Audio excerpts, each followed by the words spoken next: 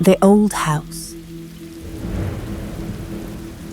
In the street up there was a very old house.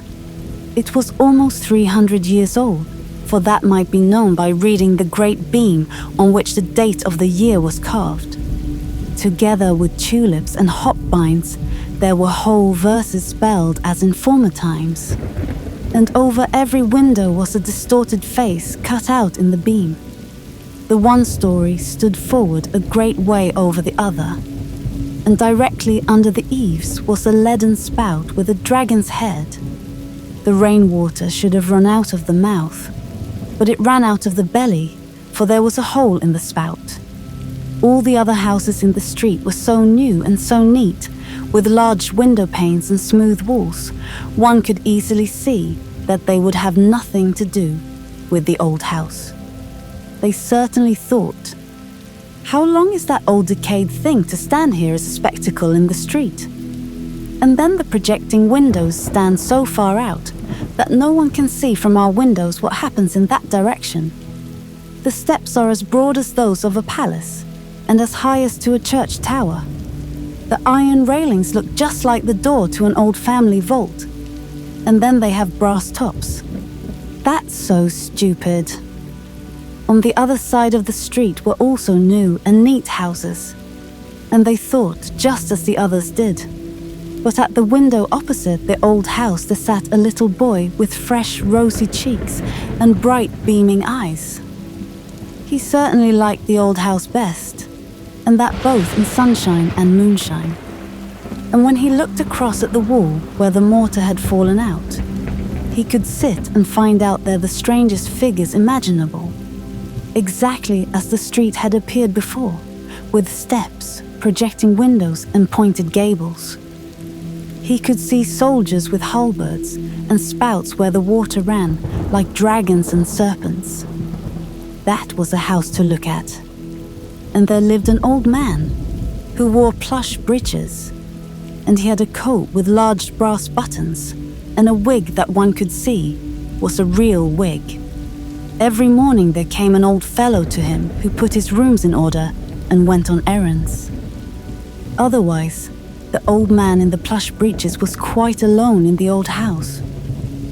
Now and then, he came to the window and looked out, and the little boy nodded to him, and the old man nodded again.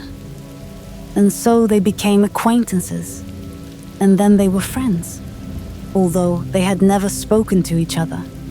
But that made no difference. The little boy heard his parents say, "The old man opposite is very well off, but he is so very, very lonely." The Sunday following, the little boy took something and wrapped it up in a piece of paper, went downstairs and stood in the doorway. And when the man who went on errands came past, he said to him, "I say, master, will you give this to the old man over the way from me? I have 2 pewter soldiers. This is one of them, and he shall have it, for I know he is so very, very lonely." And the old errand man looked quite pleased, nodded, and took the pewter soldier over to the old house. Afterwards there came a message. It was to ask if the little boy himself had not a wish to come over and pay a visit. And so he got permission of his parents and then went over to the old house. And the brass balls on the iron railings shone much brighter than ever. One would have thought they were polished on account of the visit, and it was as if the carved-out trumpeters, for there were trumpeters who stood in tulips, carved out on the door, blew with all their might. Their cheeks appeared so much rounder than before. Yes, they blew "Trataratra! The little boy comes, Trataratra!" And then the door opened. The whole passage was hung with portraits of knights in armor and ladies in silken gowns. And the armor rattled, and the silken gowns rustled. And then there was a flight of stairs which went a good way upwards and a little way downwards, and then one came on a balcony which was in a very dilapidated state, sure enough with large holes and long crevices, but grass grew there and leaves out of them altogether, for the whole balcony outside, the yard and the walls were overgrown with so much green stuff that it looked like a garden, only a balcony. Here stood old flower pots with faces and asses' ears, and the flowers grew just as they liked. One of the pots was quite overrun on all sides with pinks, that is to say, with the green part. Shoot stood by shoot, and it said quite distinctly, "The air has cherished me, the sun has kissed me, and promised me a little flower on Sunday, a little flower on Sunday." And then they entered a chamber where the walls were covered with hog's leather and printed with gold flowers. "The gilding decays, but hog's leather stays," said the walls. And there stood easy chairs with such high backs and so carved out and with arms on both sides. sit down," said they. "Ugh, how I creak. Now I shall certainly get the gout, like the old clothes press. Ugh." And then the little boy came into the room where the projecting windows were and where the old man sat. "I thank you for the pewter soldier, my little friend," said the old man. "And I thank you because you come over to me." Thanky, or cranky. Cranky sounded from all the furniture. There was so much of it that each article stood in the other's way to get a look at the little boy. In the middle of the wall hung a picture representing a beautiful lady, so young, so glad, but dressed quite as in former times, with clothes that stood quite stiff and with powder in her hair. She neither said thanky, nor cranky, but looked with her mild eyes at the little boy, who directly asked the old man, "Where did you get her?" "Yonder, at the broker's," said the old man, "where there are so many pictures hanging. No one knows or cares about them, for they are all of them buried.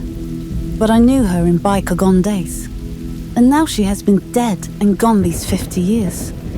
Under the picture, in a glazed frame, there hung a bouquet of withered flowers. They were almost 50 years old. They looked so very old. The pendulum of the great clock went to and fro, and the hands turned and everything in the room became still older, but they did not observe it. They say at home," said the little boy, "that you are so very, very lonely." "Oh," said he, "the old thoughts, with what they may bring with them, come and visit me. And now you also come. I am very well off." Then he took a book with pictures in it down from the shelf. There were whole long processions and pageants, with the strangest characters, which one never sees now, a days. Soldiers like the knave of clubs and citizens with waving flags. The tailors had theirs, with a pair of shears held by 2 lions, and the shoemakers theirs, without boots, but with an eagle that had 2 heads. For the shoemakers must have everything so that they can say, "It is a pair." Yes, that was a picture book. The old man now went into the other room to fetch preserves, apples and nuts. Yes, it was delightful over there in the old house. "I cannot bear it any longer," said the pewter soldier, who sat on the drawers. "It is so lonely and melancholy here. But when one has been in a family circle, one cannot accustom oneself to this life. I cannot bear it any longer. The whole day is so long, and the evenings are still longer. Here it is not at all as it is over the way at your home, where your father and mother spoke so pleasantly, and where you and all your sweet children made such a delightful noise. Nay, how lonely the old man is. Do you think that he gets kisses? Do you think he gets mild eyes or a Christmas tree? He will get nothing but a grave. I can bear it no longer." "You must not let it grieve you so much," said the little boy. "I find it so very delightful here. And then all the old thoughts, with what they may bring with them, they come and visit here. Yes, it's all very well, but I see nothing of them, and I don't know them," said the pewter soldier. "I cannot bear it." "But you must," said the little boy. Then in came the old man with the most pleased and happy face, the most delicious preserves, apples and nuts. And so the little boy thought no more about the pewter soldier. The little boy returned home happy and pleased, and weeks and days passed away, and nods were made to the old house, and from the old house. And then the little boy went over there again. The carved trumpeters blew, "Tra-ta-ra-tra, there is the little boy, tra-ta-ra-tra." And the swords and armor on the knights' portraits rattled, and the silk gowns rustled, the hog's leather spoke, and the old chairs had the gout in their legs and rheumatism in their backs. Ugh, it was exactly like the first time, for over there one day, an hour was just like another. "I cannot bear it," said the pewter soldier. "I have shed pewter tears. It is too melancholy. Rather, let me go to the wars and lose arms and legs. It would at least be a change. I cannot bear it longer. Now, I know what it is to have a visit from one's old thoughts, with what they may bring with them. I have had a visit from mine, and you may be sure it is no pleasant thing in the end. I was at last about to jump down from the drawers. I saw you all over there at home so distinctly, as if you really were here. It was again that Sunday morning. All you children stood before the table and sung your psalms, as you do every morning. You stood devoutly with folded hands, and father and mother were just as pious.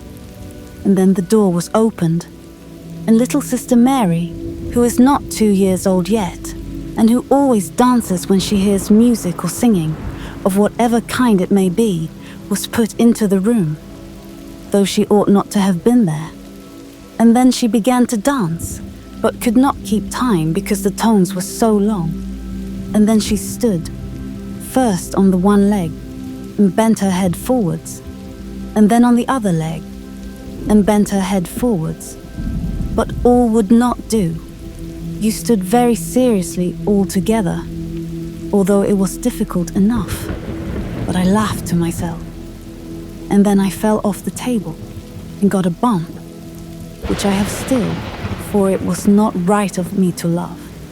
But the whole now passes before me again in thought, and everything that I have lived to see. And these are the old thoughts, with what they may bring with them. Tell me if you still sing on Sundays. Tell me something about little Mary, and how my comrade, the other pewter soldier, lives. Yes, he is happy enough, that's sure. I cannot bear it any longer. You are given away as a present, said the little boy. You must remain. Can you not understand that? The old man now came with a drawer, in which there was much to be seen, both tin boxes and balsam boxes, old cards, so large and so gilded, such as one never sees them now. And several drawers were opened, and the piano was opened. It had landscapes on the inside of the lid, and it was so hoarse when the old man played on it. And then he hummed a song. Yes, she could sing that, said he, and nodded to the portrait which he had bought at the broker's. And the old man's eyes shone so bright. I will go to the wars. I will go to the wars, shouted the pewter soldier as loud as he could, and threw himself off the drawers right down on the floor. What became of him? The old man sought, and the little boy sought. He was away, and he stayed away. I shall find him, said the old man, but he never found him. The floor was too open. The pewter soldier had fallen through a crevice, and there he lay as in an open tomb. That day passed, and the little boy went home. and that week passed, and several weeks too. The windows were quite frozen. The little boy was obliged to sit and breathe on them to get a peephole over to the old house. And there the snow had been blown into all the carved work and inscriptions.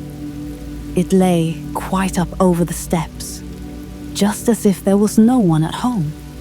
Nor was there anyone at home. The old man was dead. In the evening there was a hearse seen before the door, and he was borne into it in his coffin. He was now to go out into the country, to lie in his grave. He was driven out there, but no one followed. All his friends were dead, and the little boy kissed his hand to the coffin as it was driven away.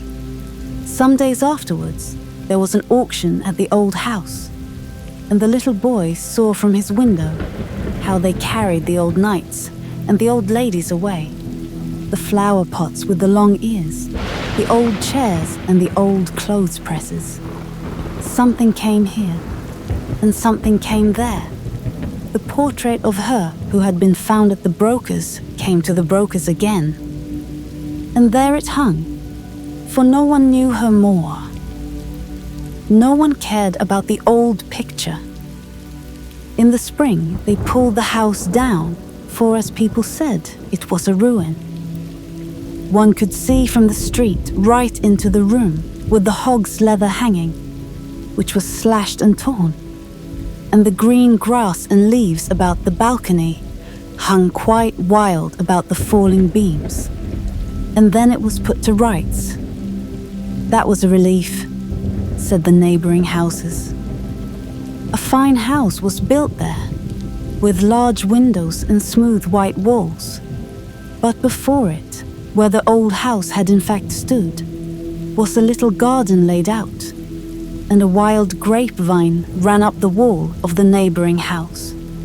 Before the garden, there was a large iron railing with an iron door. It looked quite splendid, and people stood still and peeped in, and the sparrows hung by scores in the vine and chattered away at each other as well as they could. But it was not about the old house, for they could not remember it. So many years had passed, so many that the little boy had grown up to a whole man.